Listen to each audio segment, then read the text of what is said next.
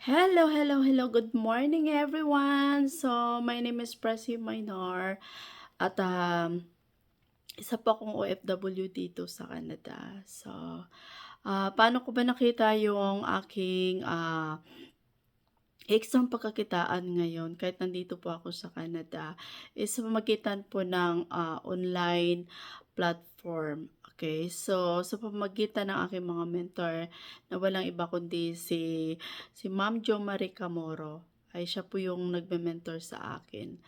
Ay na natuto po akong aralin yung business. At hanggang ngayon po ay ito pa rin po yung aking business. At ang good news, ito po yung nakatulong sa akin nung nawala po yung aking trabaho. At ito po yung nagsusupport sa akin hanggang ngayon. So, bumalik lang po ako sa aking work after nung pandemic at nawalan ako ng trabaho. At ang good news hanggang ngayon, ito pa rin po yung aking ah, extra income na tumutulong sa akin hanggang ngayon. So,